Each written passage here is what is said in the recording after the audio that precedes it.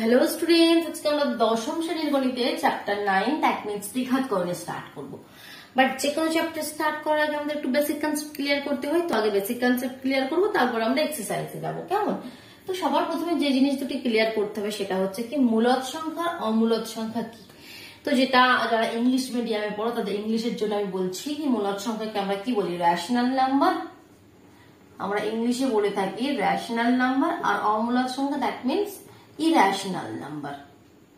ঠিক আছে, তো দেখো মূলদ সংখ্যা কি। মূলদ সংখ্যা মেনলি যেটা তোমাদের মনে রাখতে হবে কি, যে সমস্ত সংখ্যাকে আমরা পি বাই কিউ এর আকারে লিখতে পারি, পি বাই কিউ এর আকারে লিখতে পারি, এই ফর্মে লিখতে পারি, বাট যেখানে কিউটা not is equal to zero, যেখানে কিউটা not is equal to zero, আর এই যে পি কিউ এগুলো সব পূর্ণ সংখ্যা, সেই সমস্তকে আমরা বলি মূলদ সংখ্যা। একটু এক্সাম্পল দিলে বুঝতে পারবে, যেমন 7/2, এটা কি একটা মূলদ সংখ্যা, কারণ এটাকে আমরা পি বাই কিউ এর আকারে লিখে দিলাম, যেখানে কি কিউটা not is equal to zero, that means zero নয়, আর পি কিউ হচ্ছে আমাদের কি মূলদ পূর্ণ সংখ্যা। তাহলে এটা একটা কি, এটাকে আমরা বলতে পারি একটা রেশনাল নাম্বার, বা আমরা বাংলায় বলতে পারি মূলদ সংখ্যা।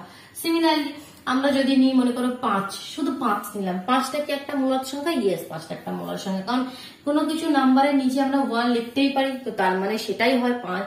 5/1 মানে কি 5ই হবে। তো এটাও কি পি বাই কিউ এর ফর্মে লিখতে পারি, যেখানে আমাদের কিউটা not is equal to zero, আর পি কিউ গুলো হচ্ছে আমাদের পূর্ণ সংখ্যা। সিমিলারলি যদি আমরা লিখতে পারি কি, মনে করো 0/5, তো এটা কি একটা মূলদ সংখ্যা? 0/5 মানে কি, মানে হচ্ছে জিরো।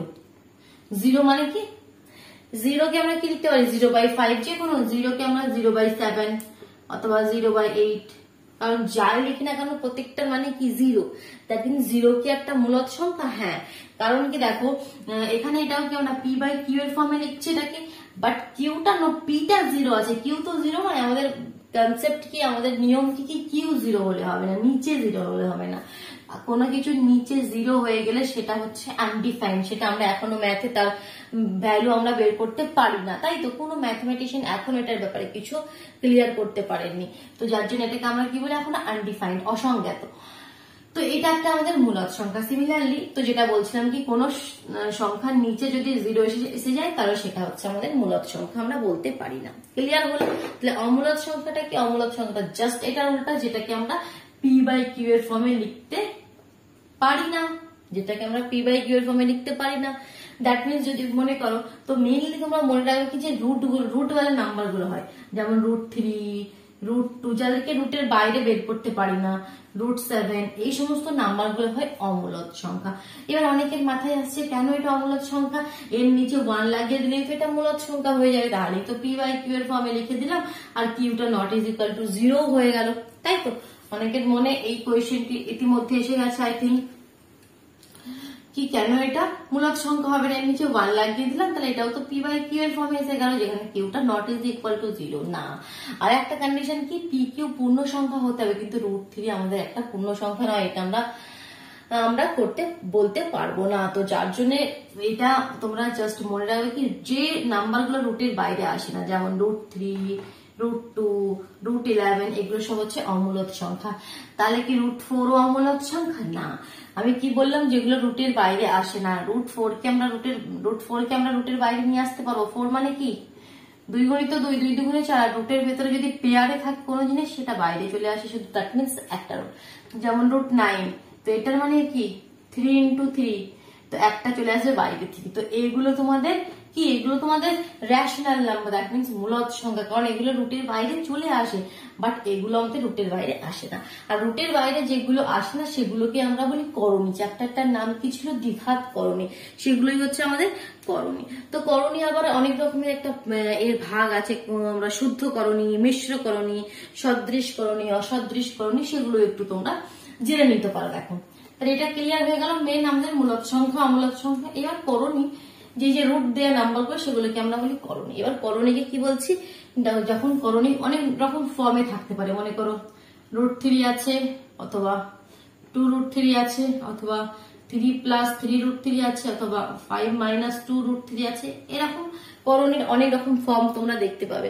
তো যেগুলো সিম্পল দেখবে যার সঙ্গে কোনো প্লাস মাইনাস কিছু নেই, যেমন এটা বা এটা, এগুলোকে আমরা বলে থাকি শুদ্ধ করণী, এগুলোকে আমরা বলে থাকি শুদ্ধ।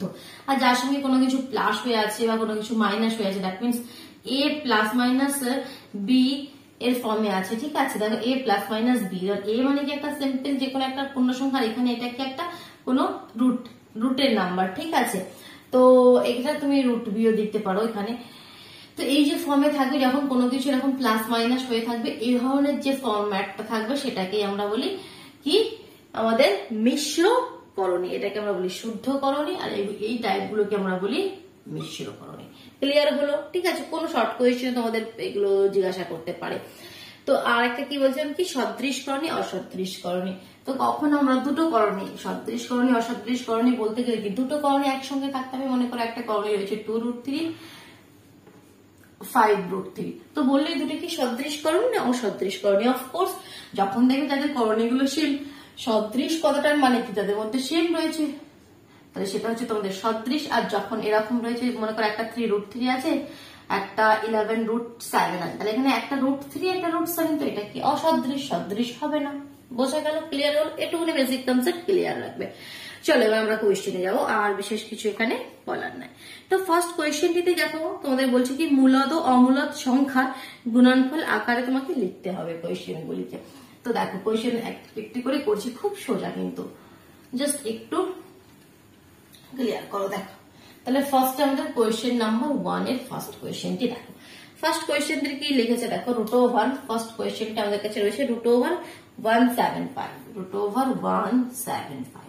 তো সবার প্রথমে দেখো এটা রুটের বাইরে আসবে, কতটা আসবে কতটা আসবে না সেটা জানার জন্য সবার প্রথমে তোমাকে এলসিএম করতে হবে। তাহলে 175 কি দিয়ে যাবে, 5 দিয়ে 3 5 15, 2 হাতে 5 5 25, 5 দিয়ে 5 7 25, আর তো যাবে না। তাহলে আমরা এটাকে লিখতে পারি 5 গুণিত 5 গুণিত 7। নো ডাউট এখানে কারোর কোনো প্রশ্ন নেই, তাই তো? তাহলে দেখো রুটের ভেতরে দুটো 5 পেয়ারে রয়েছে, যেটা পেয়ারে থাকবে সেটা আমরা একটা বাইরে বের করতে পারবো, বাট যদি আরেকটা 7 থাকতো তাহলে বাইরে বের করতে পারতাম। একটি 7 আছে তাহলে সেটা রুটের মধ্যেই থেকে যাবে, জাস্ট হয়ে গেল। দেখো তো এটা একটা মূলদ আর একটা অমূলদ সংখ্যার গুণনফলের আগে আমরা লিখে দিলাম, যেটা কোয়েশ্চনে বলেছে। এটা একটা কি মূলদ সংখ্যা, একটা অমূলদ সংখ্যা, তাহলে একটা মূলদ আর একটা অমূলদ সংখ্যার গুণনফলের আকারে আমরা লিখে ফেললাম। তো এটাই তোমাদেরকে করতে বলছে। নেক্সট দেখো কোয়েশ্চেন নাম্বার 2 কি বলেছে দেখো, 2√112, 2√112। তো জাস্ট ওটাই তোমাকে জাস্ট এলসিএম করতে হবে, তবে তুমি বুঝতে পারবে। 2 দিয়ে করো 5 দুগুণে 10, 6 দুগুণে 12, 2 দিয়ে করো 2 দুগুণে 4, 8 দুগুণে 16, 2 দিয়ে 2 একে 2, 4 দুগুণে 8, 2 দিয়ে 7 দুগুণে 14। তাহলে 4টে 2, একটা 2 তো অলরেডি বাইরে আছে, ভিতরে হয়ে যাচ্ছে 1 2 3 4, একটা 7। তাহলে এটা পেয়ারে দেখো দুটো 2 বাইরে চলে আসবে, দ্যাট মিনস একটা 2 অলরেডি ছিল আর দুটো 2 চলে এলো, একটা √7 এ থাকবে, তাই 2 দুগুণে 4, 4 দুগুণে 8, তাহলে 8√7। ক্লিয়ার? চলো নেক্সট দেখো, খুব সোজা থার্ড কোয়েশ্চেনটি দেখো, 3 এর দাগের কোয়েশ্চেনটি কি বলছে, √108, √108 জাস্ট এলসিএম করতে হবে, আর কিছু না। কয় দিয়ে যাবে, 2 দিয়ে করো, ছোট ছোট নাম্বার দিয়ে করবে। 2 দিয়ে 5 দুগুণে 10, 4 দুগুণে 8, 2 দিয়ে 2 দুগুণে 4, 7 দুগুণে 14, 3 দিয়ে 3 9 27, 3 3 9, তাহলে দুটো 2 3টে 3, তাহলে এখানে কি লিখতে পারবো, দুটো 2 3টে 3, দ্যাট মিনস দুটো 2 এর জন্য একটা 2 বেরোবে, দুটো 3 এর জন্য একটা 3 বেরোবে, তাহলে 3 দুগুণে 6 হয়ে যাবে, 6√3 অ্যান্সার হয়ে যাবে, তাই তো? দেখো এবার 4 এর দাগের কোয়েশ্চেনটি দেখো, √125। আশা করি এটা তোমাদের জন্য রাখি একটা, ঠিক আছে? এটা তোমরা নিজেরা ট্রাই করো, ইজি কোয়েশ্চেন, এটা তোমরা নিজেরা ট্রাই করো। 5 এর দাগের কোয়েশ্চেনটা আমি করে দিচ্ছি, 4 এর দাগের কোয়েশ্চেনটা তোমাদের জন্য দিলাম। 5 এর দাগে কি বলছে দেখো, কি বলছে, 5√119, 5√119। তো √119 119 কি এলসিএম কত দিয়ে যাবে, দেখো 7 দিয়ে চলে যাবে। দেখো 7 দিয়ে 7 থেকে 7 দুগুণে 14, তো বেশি হয়ে যাচ্ছে, 11 রয়েছে, 7 একে 7 নাও, 8 9 10 11, 4 হাতে রয়েছে, তাহলে 9 এর আগে 4টা বছর 49, 7 7 49, ঠিক? আর তো যাবে না।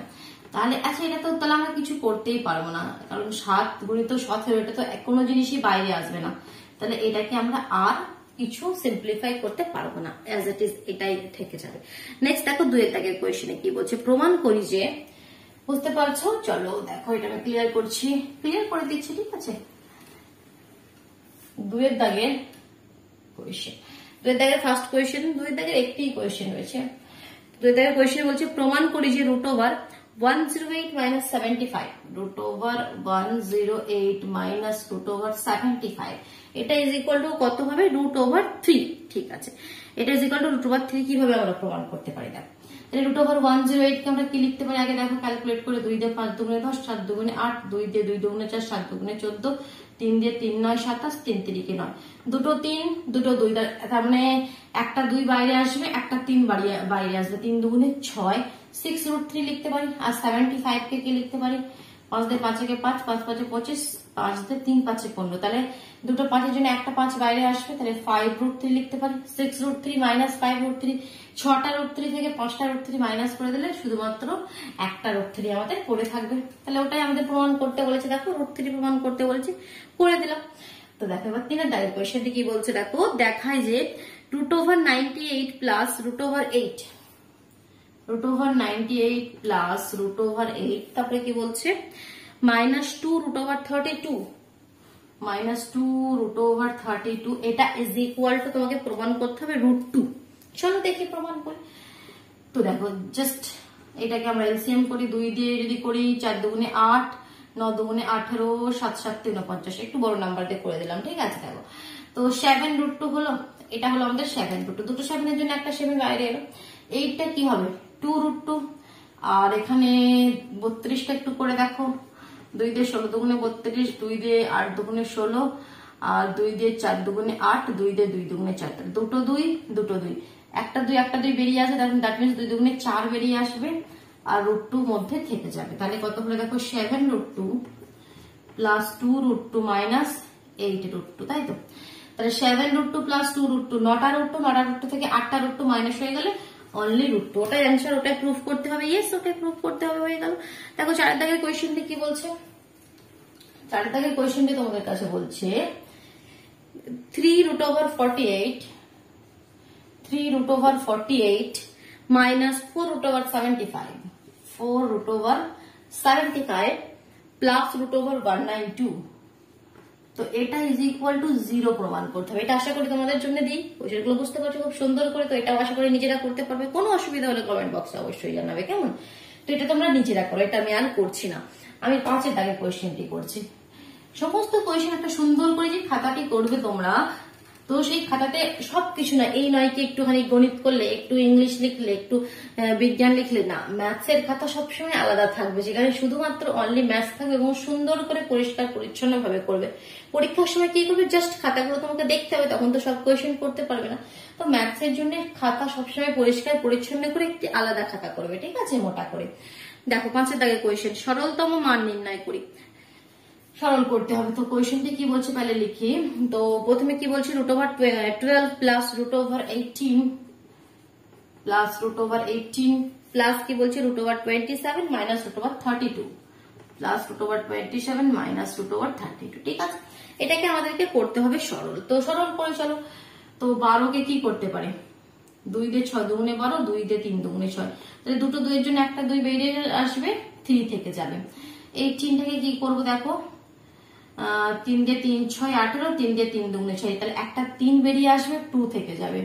27টাকে 3 দিয়ে 3 9 27, 3 দিয়ে 3 3 9, একটা 3 বেরিয়ে আসবে, একটা 3 থেকে যাবে। 32টাকে 2 দিয়ে 16 দুগুণে 32, 2 দিয়ে 8 দুগুণে 16, 2 দিয়ে 4 দুগুণে 8, 2 দিয়ে 2 দুগুণে 6, তাহলে দুটো পেয়ার বানছে, তাহলে একটা 2 একটা 2, দুটো 2 আসবে, তার মানে 2 দুগুণে 4 বেরিয়ে আসবে, আর একটা 2 থেকে যাবে। দেখো এবার দেখো এটা আর এটা দেখো রুট টু वाला নাম্বার, আর এটা রুট 3 वाला নাম্বার, তাহলে ক্যালকুলেশন সেরকম করতে হবে। 2 রুট 3 প্লাস 3 রুট 3, দুটো রুট 3 আর 3টে রুট 3 যোগ করলে কত হয়, 5টা রুট 3, আর 3টে রুট 2 মাইনাস 4টে রুট 2, তাহলে এটা হবে মাইনাস হয়ে যাবে একটা রুট 2। ঠিক, তাহলে এটা তার সরলতম মান, এর থেকে আর কিছু তো আমরা সিম্পলিফাই করতে পারবো না।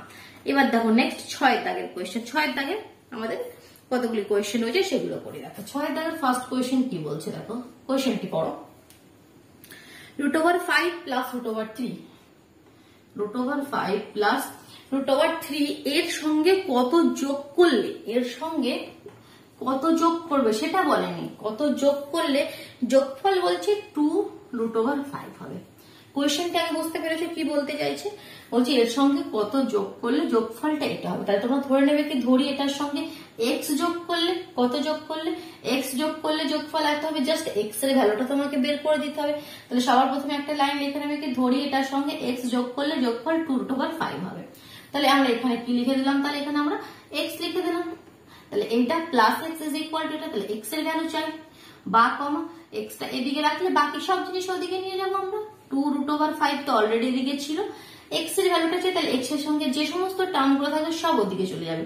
+√5 এদিকে এলে -√5, +√3 এদিকে এলে -√3। তো দেখো 2√5 থেকে একটা √5 বাদ চলে গেলে একটা √5 -√3, তাহলে অ্যান্সার কি হচ্ছে √5 -√3 হয়ে গেল। তো যোগ করতে বলুক বিয়োগ করতে বলুক, জাস্ট সেখানে তোমরা এক্স লিখে দেবে, ইজিলি করে ফেলতে পারবে। তো ভিডিওটিকে এত আশা করি লাইক করে দিয়েছো। তো ফটাফট যদি লাইক করে না থাকো, লাইক করে দেওয়া, নিজের বন্ধুদের মধ্যে শেয়ার করে দেওয়া। যদি চ্যানেল নতুন হয়ে থাকো তাহলে অবশ্যই চ্যানেলকে সাবস্ক্রাইব করে নিও, কেমন? তবে তোমরা নোটিফিকেশন খুব সহজে পেতে পারো। তো দেখো বিয়ের দাগের কোয়েশ্চেনটি কি বলছে, 7 -√3 এর সঙ্গে কত বিয়োগ করলে বিয়োগফল 3 + √3 হবে। তো সেম টাইপের কোয়েশ্চেন বলছে 7 -√3 এর সঙ্গে কত বিয়োগ করলে, তো আমরা কি ধরে নেবো, ধরি এক্স বিয়োগ করলে বিয়োগফল কত হবে বলছে, বিয়োগফল বলছে 3 + √3, 3 + √3। জাস্ট এক্স এর ভ্যালুটা চাই আমাদের বা কমা, তাই এখানে -x থেকে গেল, এদিকে 3 + √3 আর এদিক থেকে +7 এদিকে গেলে -7, -√3 ওদিকে গেলে +√3। তাহলে কত হবে দেখো, 3 তো 3 - 7 -4 হলো, আর এখানে 2√3 হলো, বাট এখানে -x আর রয়েছে, তাহলে x এর ভ্যালু চাই, তাহলে একটা মাইনাস দিয়ে গুণ করে দাও। মাইনাস দিয়ে গুণ করা মানে কি, যা সাইন রয়েছে অপোজিট সাইন হয়ে যাবে, এটা -4 +4 হয়ে যাবে, এটা +2√3 -2√3 হয়ে যাবে। তাহলে x এর ভ্যালু কত, 4 - 2√3। দ্যাট মিনস এই আমাদের সংখ্যাটা বিয়োগ করলে বিয়োগফল আমাদের এটা হবে। নেক্সট দেখো কি বলছে, সি এর দাগের কোয়েশ্চেনটি 2 + √3, √3 + √5 এবং 2 + √7 এর যোগফল। দ্যাট মিনস তিনটেকে একসঙ্গে যোগ করে দেবে। তো সি এর দাগের কোয়েশ্চেনটি আমি এখানে তোমাদের জন্য দিলাম, খুব সহজ, this plus this plus this. তো এটা জাস্ট যোগ করে ক্যালকুলেশন করে অ্যান্সার লিখবে, এটা তোমরা নিজেরা করবে। দেখো আমি ডি এর দাগের কোয়েশ্চেন বলছি। নেক্সট ডি এর কোয়েশ্চেনটি কি বলছে দেখো, ডি এর কোয়েশ্চেনটি বলছে 10 - √11 এটা থেকে বিয়োগ করতে বলছে। কি বিয়োগ করতে বলছে, -5 + 3√11 বিয়োগ করি, -5 + 3√11 বিয়োগ করে বিয়োগফল তোমাকে লিখতে হবে। তো বিয়োগ করো, তো 10 - √11, এখানে একটু সাইন চেঞ্জ হবে, মাইনাস মাইনাস প্লাস আর মাইনাস প্লাস -3√11। দেখো ক্যান্সেল আউট কি হচ্ছে, 10 থেকে 5 যোগ হবে এখানে, তাহলে 15, আর এখানে দুটোই মাইনাস হয়েছে, -√11 -3√11, তাহলে সেম সাইন, তাহলে যোগ হয়ে যাবে 3 আর 1 4, -4√11, 15 - 4√11। ঠিক, চল ইয়ের দাগের কোয়েশ্চেনটি করি। বিয়ের দাগের কোয়েশ্চেন পর্যন্ত হয়ে গেল। চল ইয়ের দাগের কোয়েশ্চেনটি দেখো কি বলছে, -5 + √7 এবং √7 + √2 এর যোগফল থেকে কার যোগফল, -5 + √7 এবং √7 + √2 এদের যোগফল থেকে বলছে 5 + √2 + √7 বিয়োগ করে বিয়োগফল লিখে। তো আগে এটা যোগ করে এই যোগফল যেটা থাকবে সেটা থেকে আবার কিছু জিনিস বিয়োগ করতে হবে। তাহলে এর যোগফল কত হবে দেখো, -5 √7 দুটি রয়েছে, 2√7 + √2। ঠিক, তো এটা যোগফল করে এটা আপনার অ্যান্সার হলো। বলছে এটা থেকে আবার কি বিয়োগ করতে হবে, -5 + 2√7 + √2 এটা থেকে বিয়োগ করতে হবে। বলছে যেটা বিয়োগ করতে হবে সেটা লিখি, 5 + √2 + √7 এটা বিয়োগ করতে হবে। দেখি বিয়োগ করে কি অ্যান্সার আসছে, দেখি আমরা। তো দেখো -5 + √7 + √2, যখনই বিয়োগ করার কথা বলবে তখন কোন জিনিসটা লক্ষ্য রাখবে কি, এটা সাইন চেঞ্জ হবে। অনেকে কি করবে, এখানে ব্র্যাকেট দেবে না, জাস্ট এখানে একটা বিয়োগ চিহ্ন দিয়ে যেটা বই আছে সেটা লিখে দিল, তাহলে কিন্তু ভুল হয়ে যাবে। বিয়োগ মানে কি অবশ্যই একটা ব্র্যাকেটের মধ্যে লিখবে, আর প্রতিটার সঙ্গে এর সাইন কিন্তু চেঞ্জ হবে। এটা হয়ে যাবে -5, এটা হয়ে যাবে -√2 আর এটা হয়ে যাবে -√7। এইটা যেটা মেন মিস্টেকটা তোমরা করে থাকো এই জায়গাটায় করে থাকো, আর কিন্তু কোনো কিছু করো না। এবার দেখো ক্যান্সেল আউট হচ্ছে শুধুমাত্র এটা, তাহলে কত হচ্ছে দেখো, এখানে তোমাদের -5 -5 -10 আর এখানে তোমাদের +√7। ঠিক এটাই অ্যান্সার। লাস্ট কোয়েশ্চেন, আরেকটি কোয়েশ্চেন রয়েছে এফ এর দাগের কোয়েশ্চেন। কি বলছে, দুটি দ্বিঘাত করণী লিখে যাদের সমষ্টি মূলদ সংখ্যা। দুটো তোমাকে করণী এমন লিখতে হবে যাদেরকে যোগ করলে কিন্তু একটা মূলদ সংখ্যা পাওয়া যাবে। তো করণী দেখো, এখানে তোমরা যে কোনো করণী লিখতে পারো, এখানে যে যার মতন এক্সাম্পল লিখতে পারো, বাট তোমরা যে যাই লিখো না কেন এরকম ফর্মে লিখবে। মনে করো লিখলে 3 +√5, ঠিক আছে, আর একটাই লিখবে 3 -√5।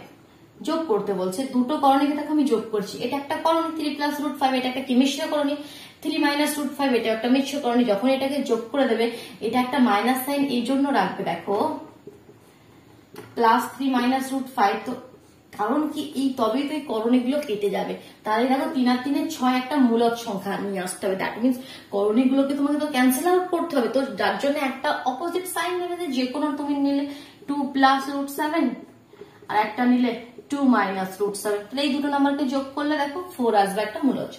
তো যে কোনো এক্সাম্পল তোমরা নিতে পারো। তো আশা করি বোঝা গেল। চলো তাহলে নেক্সট ভিডিওতে আমরা নেক্সট এক্সারসাইজ স্টার্ট করব।